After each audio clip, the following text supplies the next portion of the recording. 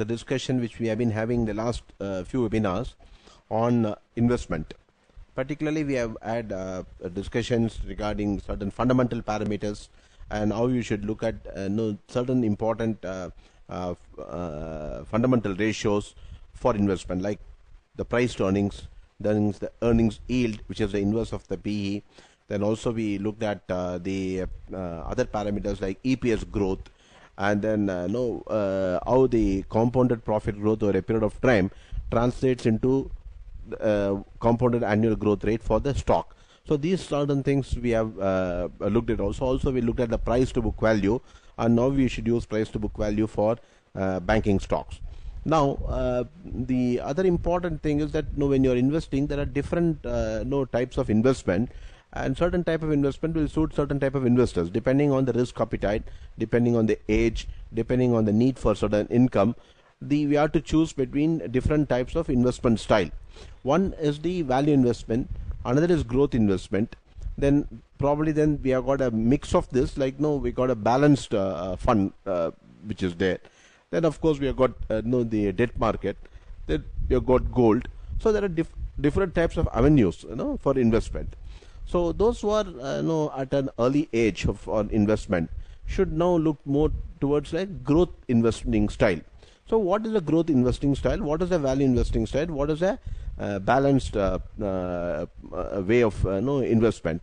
These things we look at it, and then we look at the present trend in Nifty and Bank Nifty. Now the growth investment generally means in a broader sense, it is looking for a capital appreciation. It is looking for a capital appreciation, and the capital appreciation in at least some X factor above the normal index return. Suppose if the index is having let us say growth in profit growth of something like a 10% CAGR, okay, 10% CAGR, then we are looking at stocks or type of mutual funds which probably can have a growth of CAGR of 15% or more. And sometimes you may pick stocks which can be in the category of even more than 20%. Right? So growth investment probably looks towards not only the past returns that it has given, but also the outlook on the future. That is where the judgment of mutual fund managers come, because the past history is always available with anyone, and with some information and with some analytical skill you will also be able to do that. But what is very important is how do they take a view about a particular sector? How would you take a view about a particular stock growth to come? That will determine the success of that particular fund. That's the reason that we have seen that 70 to 80% of the fund managers still struggle to beat the index. Index consists of mostly, in the case of Nifty, it consists mostly of large cap. And today some of the large caps are also growth funds. Normally when you come to a large cap, normally they don't look like a growth because they would have stabilized. So what I mean by stabilization is that a lot of information will be known. Mostly their investing activity will not be much, because they would have at least attained a certain stage of growth, and probably they have capacity for their own demand, so they may not be diversifying too much.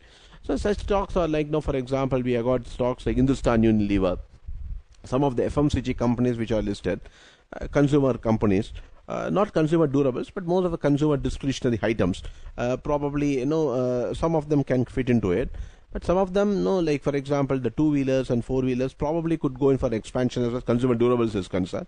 But consumer staple food items, mostly like FMCG companies which are there, probably will have a very stable growth. Then some uneven growth can come in certain commodity stocks, like for example Hindalco, Vedanta, Tata Steel, because of the commodity cycle that may be there. Then you'll have some stable, structurally good companies, but stable growth, like for example TCS, Infosys, type of IT type of stocks. Then of course we have got the auto stocks which are slightly cyclical, but still can have a decent growth over the period of time, except for certain stocks. Now similarly we will have other stocks which could be in petrochemicals or chemicals or other industries in Nifty, for example banking industry. So in the banking industry, you may take a view that probably right now the balance sheets of most of the POC banks are cleared, and because of that, these companies itself can become like a growth-oriented company.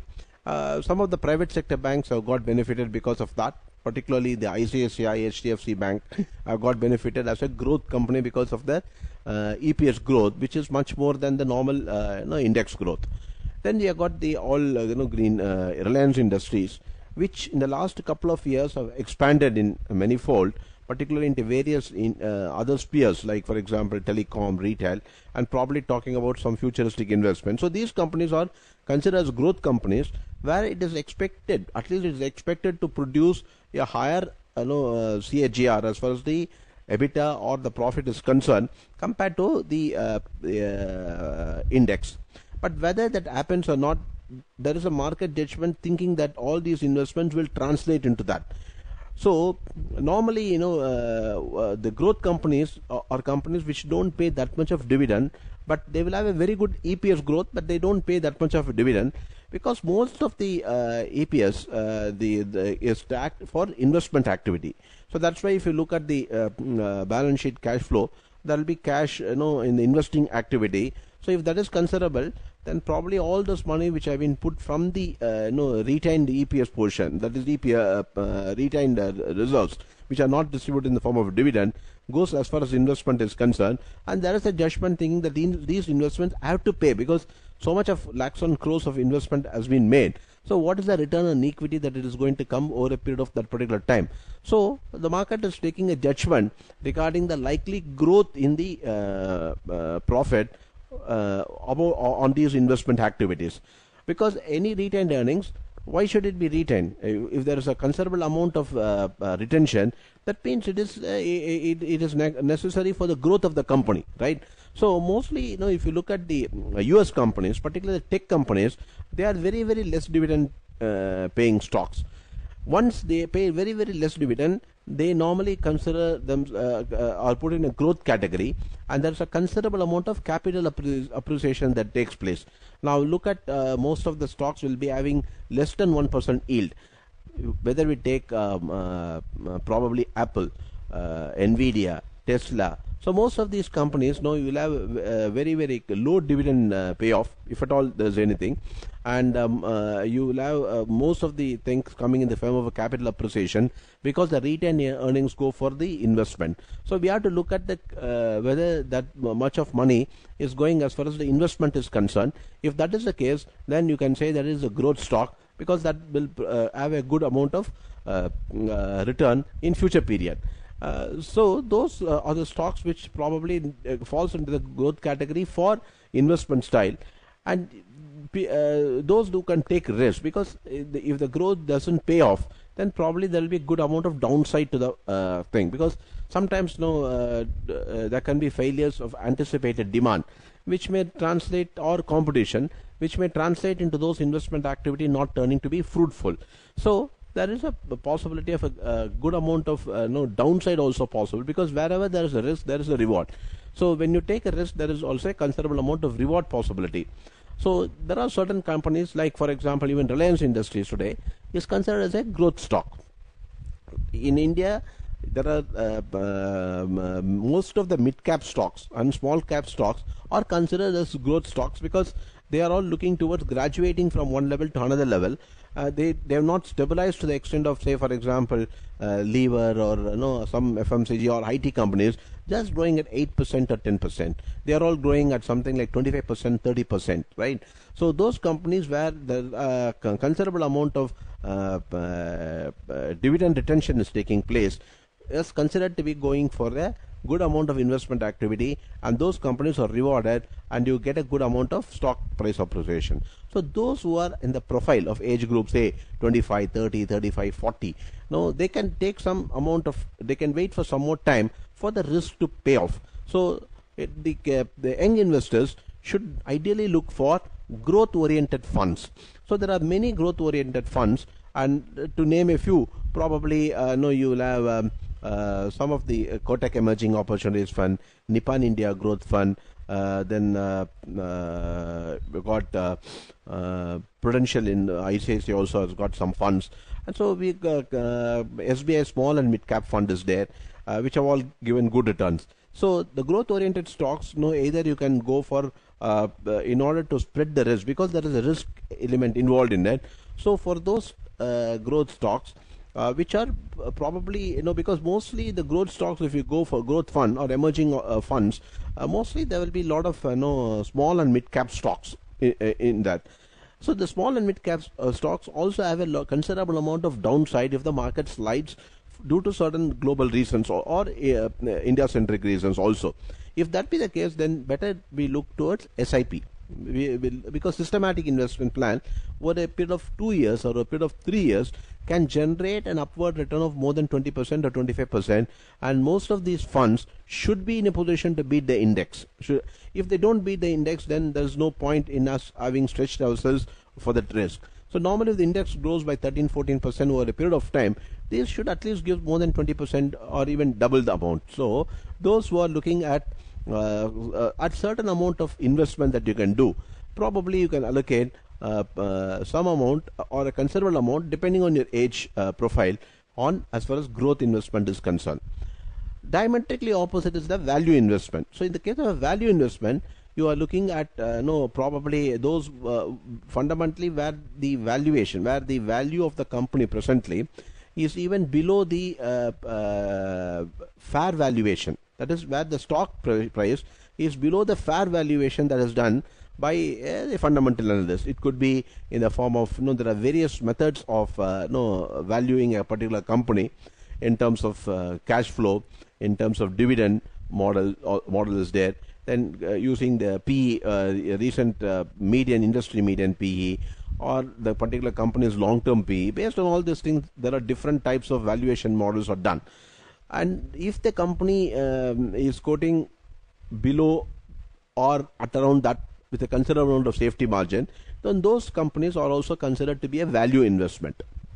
But second aspect is also high dividend paying companies. Normally high dividend paying companies are also considered as a more of a value investment. Now if you look at in India, there are a lot of high dividend paying companies like Coal India, then REC, Rural Electrification Corporation, then Power Grid. So most of them can come under the good companies, but under the PSUs.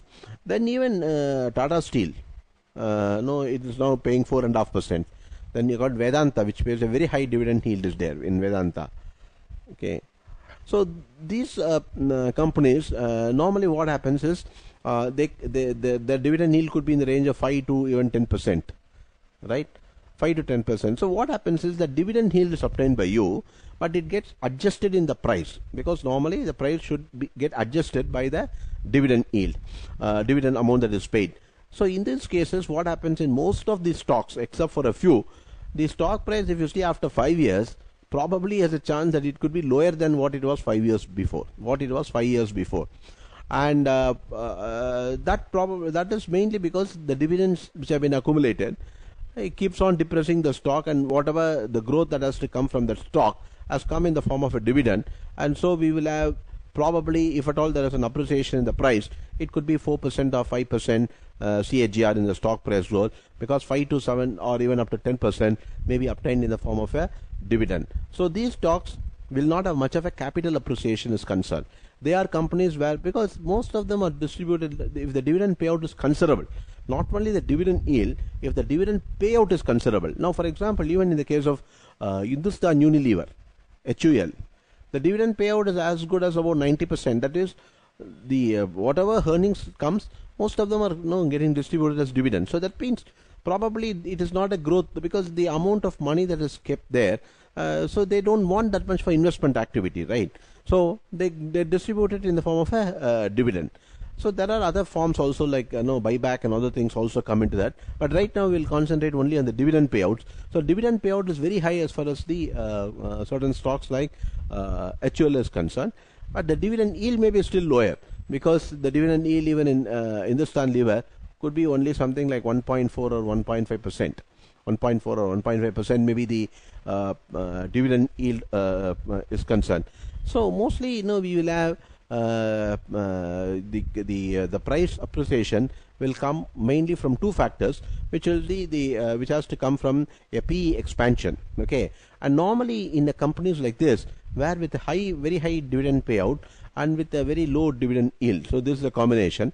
And in these type of companies where dividend payout is very high as a proportion, probably the PE ratio would have settled itself in a very, because there is not much of growth that is anticipated. So you can see that the PE ratio is stabilized around certain level.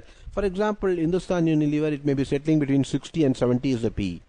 It may look high because even for the growth, that particular thing, it is still very high, because it is coming at around 60 to 70, mainly because of the high dividend payout but very low dividend yield. This combination puts it in this category of PE of 60 to 70. But this is the trend. Even if you see 10 years PE of Hindustan Lever, the average will be 65 to 66. So this is the this is how it works, because of the high dividend payout and the low dividend yield. And normally the dividend yield will be like this and this, so it will maintain around this. That means if you buy type of settled companies at a PE which is below the median PE. See, this time during the last few months back, when Nifty fell down to 15,200, this came down to 60. Approximately 60 PE. So if you buy at around 60 PE and all, probably you will get PE expansion will take place back to the median level, which could be 65 or 66. So you get a 10% there. Then normally the Hindustan Lever almost goes at around maybe 10 to 12% is the normal EBITDA growth. Normal growth will come, profit growth can come 10 to 12%. So that means you will have even 5 years, 6 to 5 years, it goes from this 10%. Probably you'll get another 1-2% year. So you will get something like 12 to 13% as far as HUL is concerned, a slightly safer stock. Okay, so if you invested below 60 PE, there's a good chance that you will get a 12 to 30. That's how you make an analysis of the likely return, that probably the forward return that you are likely to get as far as certain stocks are concerned. Now, valuing these companies or the return that you're going to get is much easier, because these are all very much stabilized companies. And similarly, valuing companies like probably Coal India or REC or Power Grid may be much easier. But a few years back, valuing IT companies was also difficult, because there was multifold expansion that was taking place, not only in terms of client acquisition, and also in terms of the likely growth that probably these companies can meet with. But what's happening right now is that the expectation translated into a very high PE. Now TCS, most of the median IT stock, median PE today is around 30-31 levels. And that is quite expensive for the profit growth that these companies are having the last couple of years. The profit growth oddly is around 10% CAGR, which means we are giving a very high PE to PEG. That is, we are getting a 3 times. That is, normally even in the index, we give only 2 times. And even in a growth stock like Reliance, we are giving less than 2%. But whereas in the case of IT stocks, right now we are giving closer to around 3 times. And if you look at that, there lies the probability of a risk as far as IT stock is concerned, because even advanced countries where it is a much greater growth orientation is there, this much of PE can be given only if the stock is also growing closer to 30%. Now, for example, let's look at stocks like Nvidia, Microsoft. Let's look at Google, probably Tesla. Then Microsoft, I told you, Apple. So these stocks normally have a good return. It's all growing at 22%, 25%, 30%. So those stocks which are growing at 20, 25 or 30%, if they are getting a PE which is closer to 30 PE, it is acceptable, because the compared to their growth, probably the PE will be 1.25 to 1.5 times more. But whereas in here we are giving a very high PE as far as the Indian stocks are concerned in tech side. The only thing that we can probably convince ourselves is because the dividend payout is still good, but the yield is lower. So that is the only reason that probably we could see that the stocks are trading at this much of valuation, this one. So if it is going to if the dividend yield is going to be maintained, and it is going to sorry, if the price is going to fall off for some reason and dividend yield rises, then definitely the PE has to fall. So the PE is more of a function here, which should have been the growth in the profit or the EPS. Today what's happening in the IT sector is very difficult to digest. So that is where some of the gray areas are concerned, and probably what you don't understand, you cannot get into that easily. So what you understand, probably you can you'll be able to easily get it. For example, Hindustan Unilever, I told you, you look at all the 10 years PE, it has been quite steady. So even though you know that PE is very high, it has never come down below that, and you know very well that because of the high dividend payout, this particular stock continues to be like this.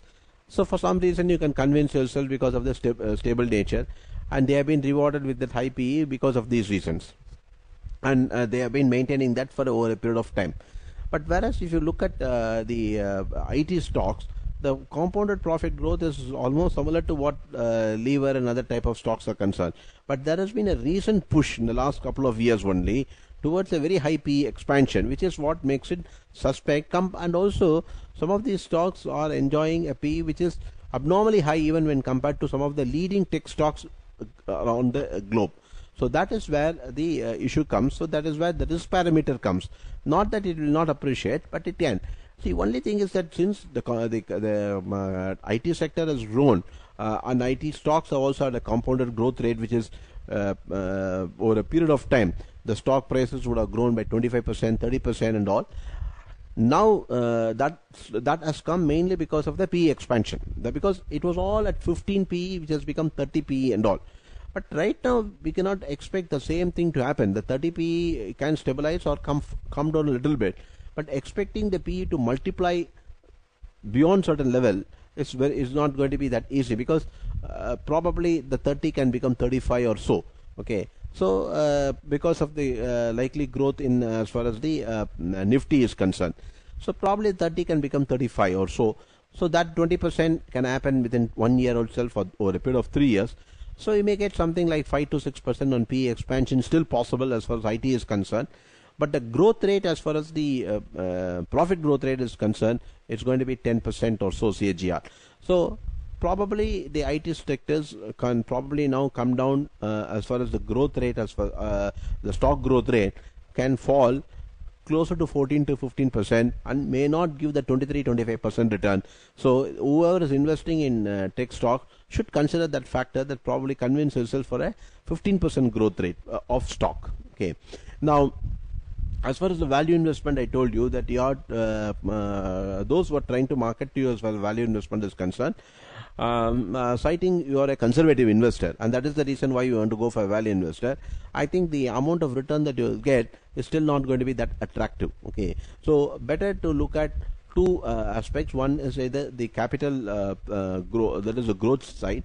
So young investors can go for that, and those who are getting above 50, 55, who are looking for a very stable income, probably you need a mix of the stocks, debt, and the right time turn the stock into debt, and the right time turn the debt into a stock. So that is what the balance fund tries to make good, and we get a return which could probably for lower risk. So balanced fund, there are many balanced funds, and balanced funds can go right up to equity to debt, and one thing is that they can go right up to 100% in equity to zero debt, or zero equity to 100% debt. So this is an advantage, and most of the balanced funds normally return get something like 9.5 to 10% over a period of time. And whether we put an SIP or whether do lump sum investment at some level, we can get this, and probably this may suit aging investors, or probably those investors who are a little more conservative. Okay, so you should have a balanced mix of these funds, even otherwise also. Then in that case, some in balanced funds, some in growth funds you can have, maybe some in gold at the appropriate time. So these are the important things that we should consider. So the moment you try to get in slightly in depth, you will try to understand and appreciate. So what are the two important factors? You must understand that if the profit grows, if the EPS grows, then definitely the stock price will grow. Question is whether the stock price is valued at fair value right now from where you are investing. The easiest thing is to do is wait and invest below the long term or near the long term PE. Now in Nifty is concerned, long term PE for 10 years is around 21, 22. 5 years is 25, 26. So we are much below 22, which is around 20. So around 20, maximum it could be, I think the fall could be up to 18 in case if the interest rates continue to go up for some reason. So 18 to 20 PE is a level where the even if it goes down, it will come back. Nifty will come back to that level. If that be the case, then in that case, what should worry about is to what extent the profit growth will happen. Now, various estimates say that 14%, 15% is the expected growth in Nifty EPS in the coming years. So what we have seen in the last couple of years is probably we are getting 11% CAGR. 14-15% in absolute could be from year to year, but on a CAGR it could be around 11% or so could be the profit growth. So that means we are likely to get return from here, if you do it, 11 to 12%. That is with the average return that you get over a period of time. So 11 to 12% return is a return that is an average thing. That means some years it can exceed about that, some years it can be below that. So normally, if you're getting that, the return in some year, probably suppose if you're talking about a systemic crisis on a year like 2020 March and then 2021 March, the return could have been in that particular 1 year could have been very high. But when you're doing on a rolling basis, if you leave that particular period of that particular period of extremely depressed price to the V-shaped recovery, on an average, removing that particular component of an extreme V-shaped movement, we should get something like a 12%, 13% return. Is what, because what was negative, then again it has to come back above the 2020 pandemic level. So we have to not look at 2020 March. We should ideally, in this particular case, we should have started been looking at 2019 March to 2021 March, 2019 to 2022 March. That is the most better comparison. Now, on an average, on a rolling basis, we normally find that it's around 11 to 12% should be the Nifty return. And then probably on any year, if it is below nil return, say minus return on a year basis, then in that case it becomes good for investment. It becomes good for investment because we will see at least in the next 2 years there will be definitely a rally coming back. So you have to keep that in mind. That particularly when you are investing, I've told you that when you are investing at less than 20 PE, there is a fairly good chance of a very high return coming over a period of time. And even in a period of 5 years, I'm sure that you will get something more than 10% per year. I'm just giving a conservative estimate. So it will definitely beat on a tax with a tax advantage. It definitely beats any fixed interest in this one. So in order to get a slightly higher return, instead of index, you can go for multi-cap. So or you can go for flexi-cap. Multi-cap is one large, or multi-cap is the next stage, which is above the index fund, and you can look for those type of investments. So with this, we are now having given an overview because a more in-depth thing normally confuses even the fundamental analyst. So I would say that those who are interested probably can look at more. Because the reason why we are saying this is that when you are looking at technical charts, okay, you should be in a position to look at it along with the fundamental thing. Suppose let us say Tata Steel gives a buy at this particular level. I think you should be a little bit worried because if you're taking a buy, then in that case, you should definitely put a stop loss, because the reason is doing an inflation fight, the commodity prices can drop. So that is one factor. And second thing is that where are the valuation levels?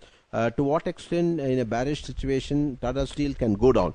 All these things you have to factor. That will be helpful. For example, Tata Steel is trading at a book value of 1.1, which is a median value.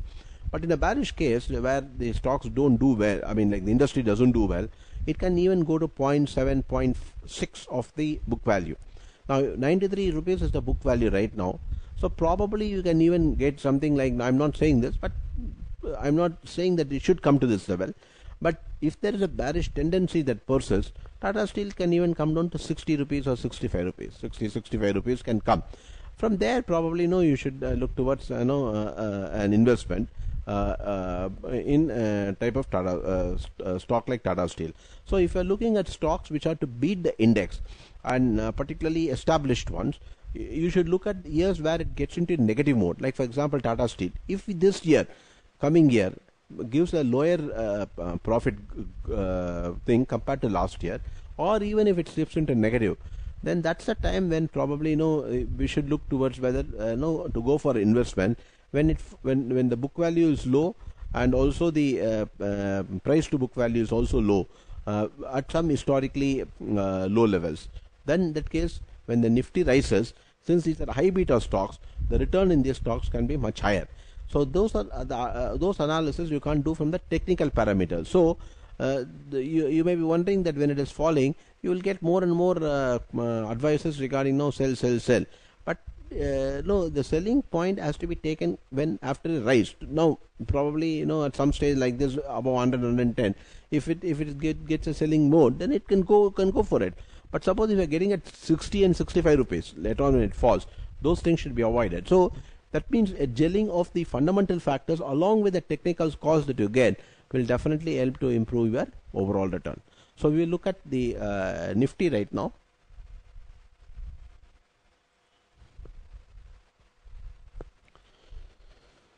So Nifty after a fall, today it is looking to rise.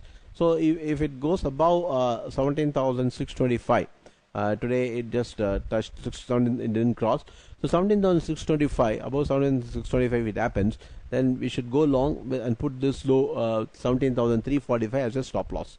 So 17,345 should be a stop loss if it starts to go above 17,625.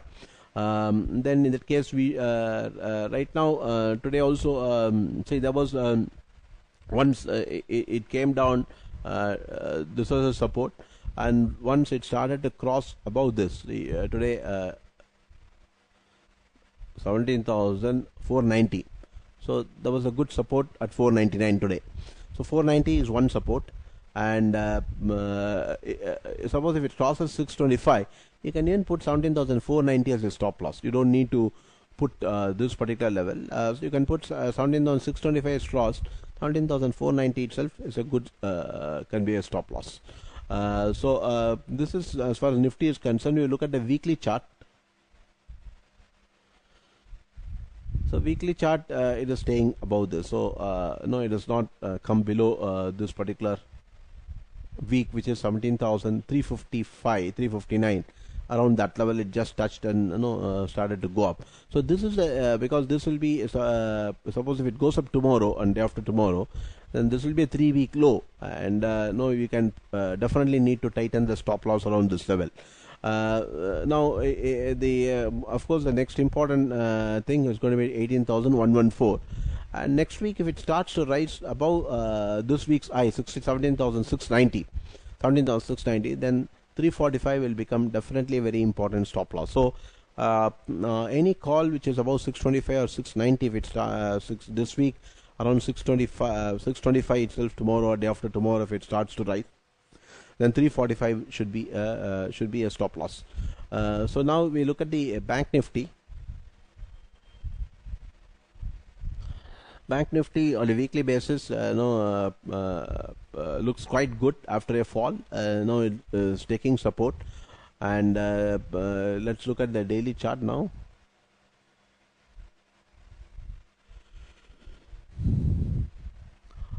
On daily chart, it has already cut above the high of this day. So yesterday's high has been cut, so that means this low becomes a stop loss. So this low becomes a stop loss. So we are remaining bullish as far as the Bank Nifty also is concerned. So the markets come closer to the, because right now what makes us feel that no, the markets can go up is that, see, we have a the trailing, that is the, as on June, trailing 12 months EPS is around 788 or so. I think this is the trailing EPS. For this full year, they're expecting it to be around 850. Okay, so that's by March. So by March, they expect it to be 850. So even you go by 788, approximated to 800. Then into 20, right now it's around 21, 22, it's trading around that. So 800 into 20, should put it around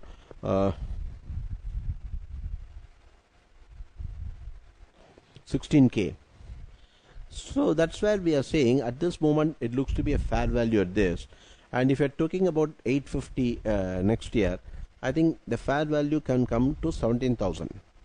Because this is the lowest P that has been achieved in the last 5 years. So if you look at the median P of the last 5 years, then it's much higher. But if you look at the median P of the last 10 years, itself is 22.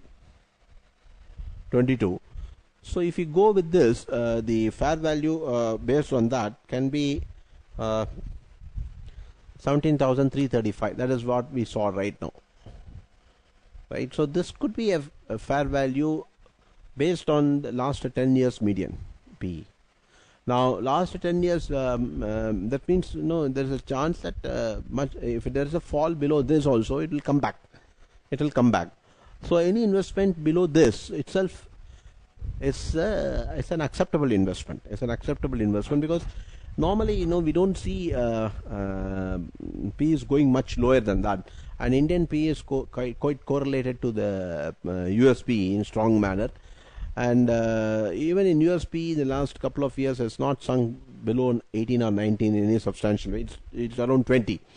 So if you go by that, then probably, we should have got around 20. The lowest level should have been 16K or so right now. But in case if there is some reason there is a fall, then this becomes very attractive. Undoubtedly, this becomes attractive. But right now we are at almost 22 PE based on the last trailing 12 months EPS, which probably I feel from the low level it is 10% more. Okay, so that means you probably what we can look at it is those who are looking for investment, you can just average up to this. And then look for a good gain. So that is the way you can probably look towards getting a good return, right? So I think we should be looking at this particular level, which is into 22, 17,335. From here up to this could be a place where probably we can look towards investment. Okay. So similar thing as far as Bank Nifty is concerned, it is an outperformer right now, mainly because stocks like ICICI and HDFC Bank. ICICI right now it's going at a price to book value of around 3.4, 3.5. The median has been 4. It's sorry, the top itself is 4 point. Let me see. Is just going on 4.3, 4.4. So that is a very topish situation. So we need to be careful because if ICICI is going to have a top, then probably the Bank Nifty also will have a top. So let's look at the ICICI price to book value.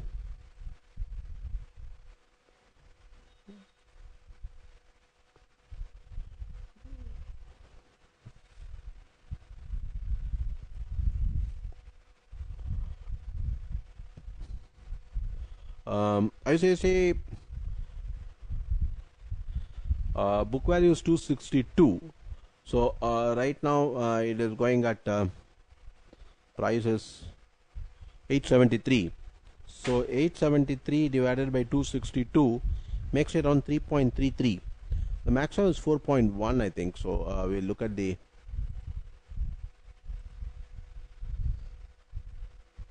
median is 2.4. one, and the 10-year high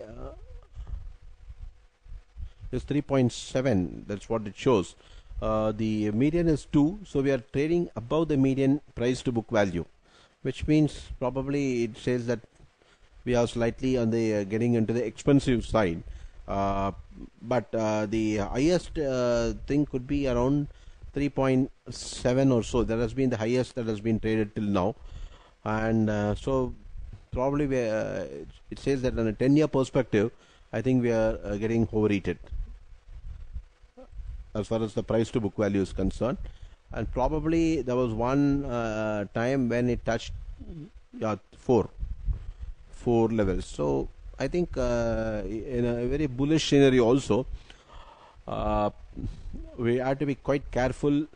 Though it has delivered 19 points, the company has delivered a good profit growth of 19.8% CAGR. So if you maintain that, probably we should see a good run.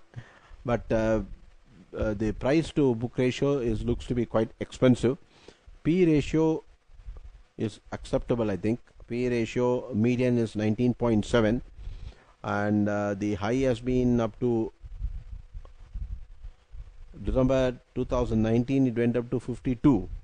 Don't know why it went to that, but the median is around 19.7, and right now it's trading around 22.1. So it is trading above the median. It is trading above the median, and so we the last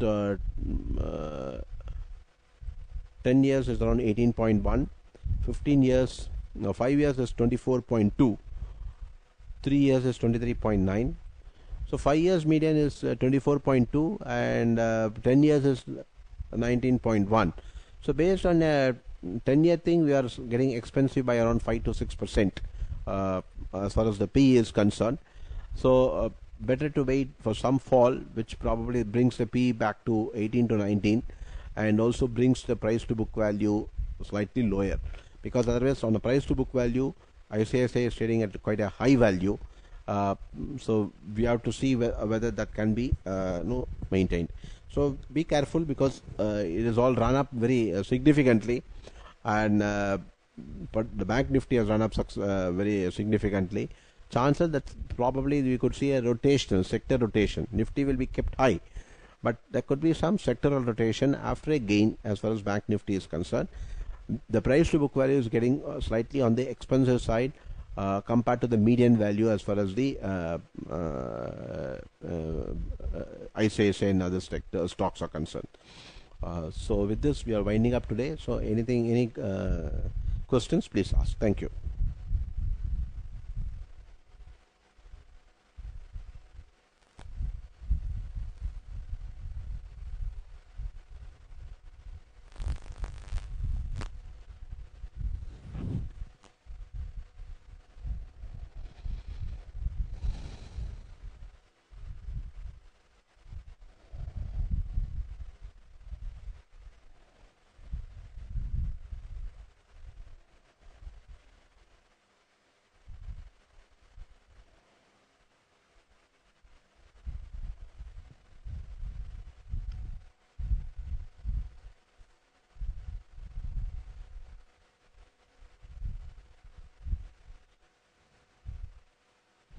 Thanks for the participation. We'll see you again on Friday. Thank you very much.